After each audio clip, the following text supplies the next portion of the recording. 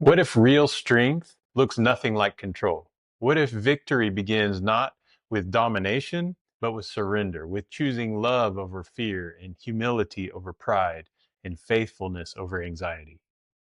What's up, everybody? I'm Tyson Putoff, and this is scene 23 of the Jesus X30 challenge. Just a reminder, we're following my 3-volume project on Jesus, the strategic life and mission of the Messiah and his movement. All 3 books are out now. They're short books, easy to read, cheap to buy, free if you want to download them and read them on a public library app like Hoopla or Overdrive. Check it out, follow along. You're going to get a lot more information in depth that we can't go into in these short little episodes. I'm grateful that you're here. Scene 23. So this scene focuses on the meal that Jesus shared with his disciples on the night before his arrest. We call it the Last Supper. Matthew 26, Mark 14, Luke 22, and John 13. It's one of the moments that all 4 gospel writers, Matthew, Mark, Luke, and John, record. They don't always record all of the events together, but this is one of those. It's a critically important moment in Jesus's life and in his campaign. It's the night before his death, and a lot of really important elements could be discussed and drawn out in this scene. And we're not going to be able to cover all of them, of course. We call it the Last Supper, but it's better understood as the moment when Jesus really clarified his mission. And he really gave his disciples clarity as to what the kingdom of God really meant. So Jesus, ahead of time, gave his disciples instructions to prep for this meal. And they followed his instructions to prepare. This was a Passover meal, a Passover Seder, probably, or at least a form of the Passover Seder, which is an important meal in the Jewish celebration of Passover. And it's interesting if you start to look at some of the details. So there's mention in Mark 14:13 to be exact, of a man carrying a water jar. It's a peculiar note that a lot of us probably gloss over and overlook, but this is important because it shows that Jesus has allies in the city, almost covert operatives that he has stationed and planted around the city, and they're involved in his movement in some way or another. And in this particular detail, this person, this unknown person, is there to help prep the meal that Jesus is going to share with his closest disciples the night before he dies, the night of his arrest. And so when the group gathers in the upper room, it's called, Jesus begins by expressing his desire to share this meal with them before his suffering. Luke 22:15. And he actually says it. He says it like this. He says, I've desired to have this meal with you. And he interestingly doubles up the word desire. I've desiredly desired. I've really super incredibly desired to have this meal with you.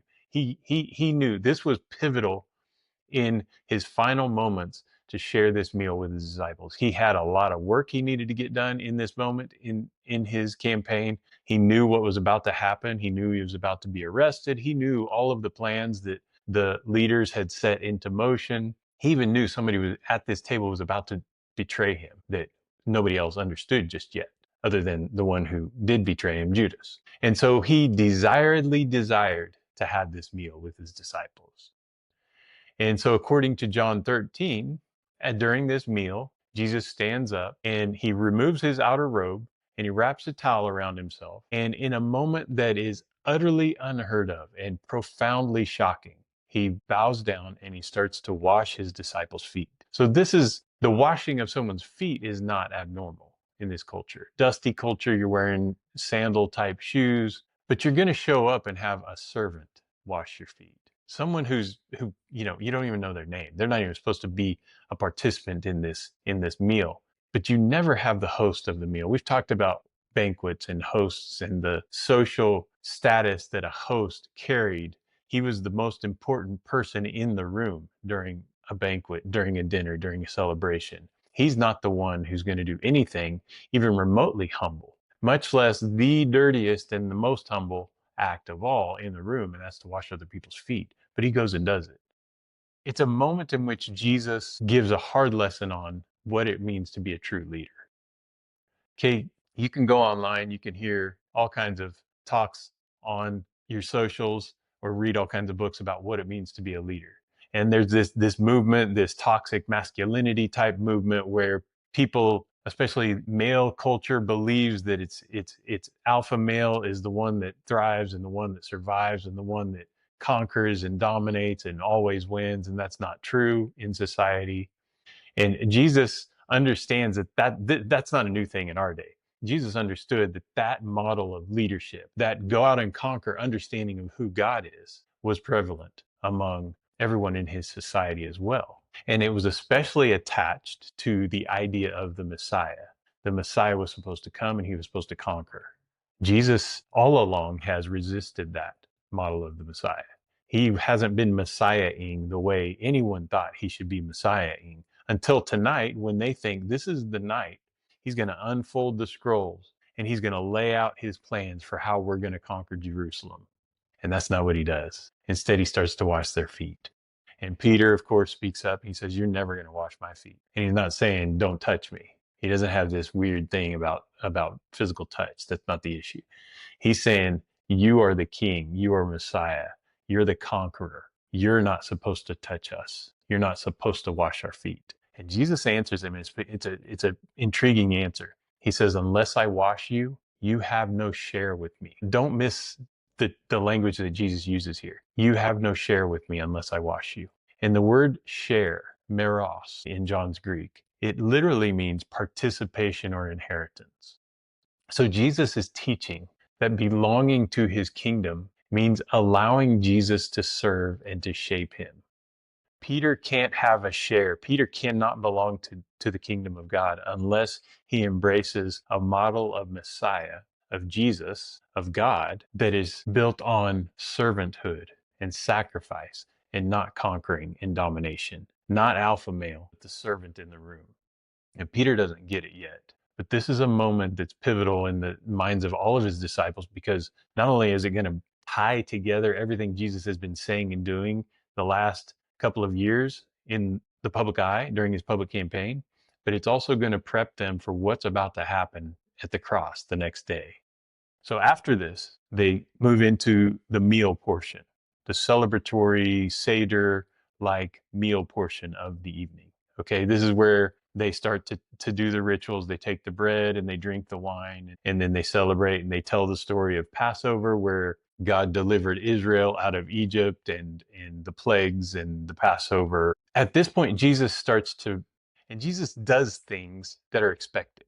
He proceeds through the meal in the fashion that everyone would have expected. But he starts to implement some elements that don't fit. He's introducing new ideas that are going to be picked up even and passed down even to us today when we're doing communion at church or the Eucharist. And so Jesus takes the bread and he says, "This is my body given for you."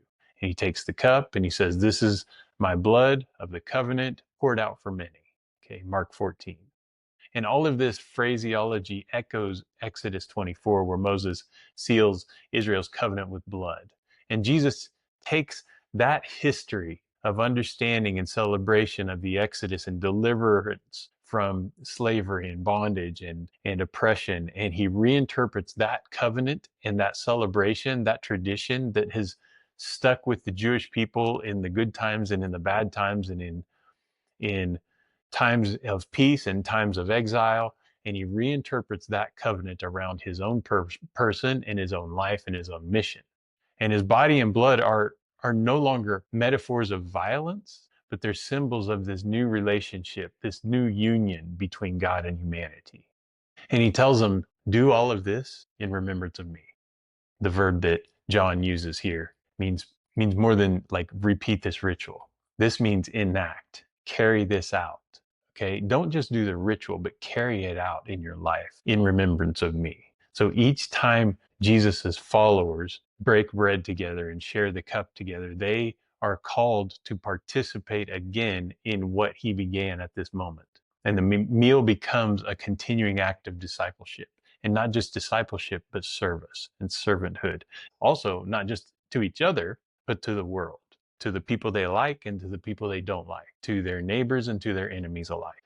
So during this meal, Jesus also, he understands what's been happening, all the plans in place, and he also understands that there's somebody in the room who's going to betray him.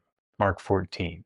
And it's interesting the way Jesus handles this. He doesn't stand up and point out and in this bold moment of outrage call out the person who's about to hand him over to his death. Doesn't do that. He could have, and it would have achieved the same end. He still would have been handed over to his death. He could have handled this in a violent way. He could have handled this in a shameful way, but it's interesting that he doesn't. We talk about Judas as this evil villain, and I'm not going to defend Judas, the betrayer, but Jesus doesn't talk about him like that. He says, someone in this room is going to hand me over. And he maintains composure and he maintains his focus and his purpose, even when dealing with someone who is, by all definitions, an enemy.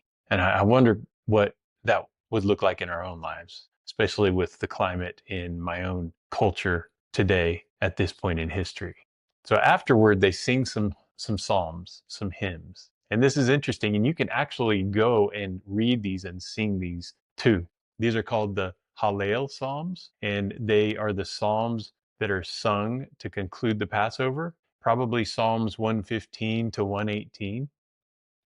Go and check those out. And after this, they're singing these as they head to the Mount of Olives, which is a really intriguing picture to have in mind. And so the evening doesn't end with fear. Even though Jesus has called out a betrayer, and even though Jesus knows what's about to happen to him, he maintains a posture in this meeting and in a mood in this meeting of preparation, not fear. And he tells them they're going to stumble. They still don't know what's going to happen. He quotes Zechariah 13:7, strike the shepherd and the sheep are going to be scattered. And he tells them, you guys are going to fall away pretty soon. And again, they don't know what's about to happen. He does, they don't. And he immediately adds a promise of restoration after this. He says, you're going to abandon me, you're going to fall away, you're going to leave me, you're going to disperse once you see what's about to happen. But after I'm raised up, I'm going to go ahead of you to Galilee. Mark 14:28. Failure is not going to be the final word. And in fact, I think he understands that failure that they'll experience in this moment, and that, just a foreshadowing that Peter himself, remember how he denies Jesus after the rooster crows 3 times. Jesus knows the value of failure. And I think he understands that on a cosmic level, his mission that really at the end of the day culminates in a failure, right? He's put on a cross by the Roman authorities. It culminates in the worst failure of failures. The leader of a movement is put to death by the people that the movement thought he was going to overthrow and conquer. So Jesus' entire mission is heading toward failure. And on the other hand, Jesus understands that his disciples are going to fail that night too. They're going to abandon him. They're going to see what happens when he gets arrested, and they're going to flee, and it's not going to look good. Jesus also knows what failure does. In Jesus's case, his own failure, the greatest failure of all failures that a leader of a movement could experience, leads to his exaltation. Without the failure, without the cross, he doesn't get to experience the resurrection. And I think the same is true of the disciples' own failure. Without their failure, without this really shocking and dramatic and gut-wrenching moment of failure, where they're looking at Jesus get arrested and all of this happening to him, and instead of going and trying to help him in any way or sticking around and facing the cross with him, they abandon him. Jesus knows that their moment of failure is going to lead to their exaltation as well. Those of us who've lived a little, most of us don't learn from the times we win as much as we learn from the times we lose, whether that's in sports or in business or in life or in relationships. The times that we learn the most are the times that we fail the worst. That was true of Jesus, even though technically his wasn't failure in the sense of, I messed up. That was also true of the disciples. And yes, they did mess up. That was their failure. But at the end of the day, the losses are what lead to the wins. The losses are what led to the lessons that the disciples would carry with them as they would eventually expand the Jesus movement into a worldwide movement. I think that if there's one takeaway from this scene, for those of us who follow Jesus today is that seeing this meal and all of the events surrounding it give us a clear portrait of discipleship. It reminds us that God's power works through humility and failure, and that maturity, whether it's spiritual or intellectual or emotional maturity, emerges out of failures through perseverance, through grit, and it doesn't emerge out of dominance. Jesus never instructed us to dominate. Jesus always instructed us to serve. And service sometimes looks like failure. Going and helping someone who can't help themselves looks like failure oftentimes. Doing what's difficult, even if it doesn't lead to a massive payoff, a massive paycheck, often is viewed as failure. But Jesus says that's the way to victory.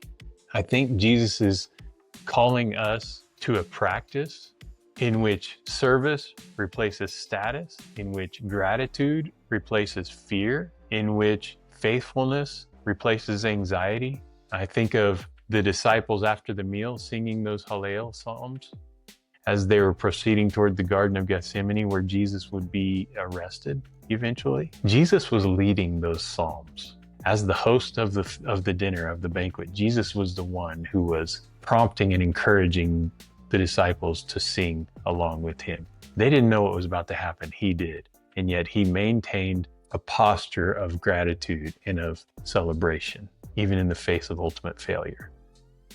And I think that we could learn something from that. The kingdom that Jesus began at this table and on this evening continues wherever you and I choose love and humility and gratitude and celebration in response to pressure and failure. This is the King's Vigil.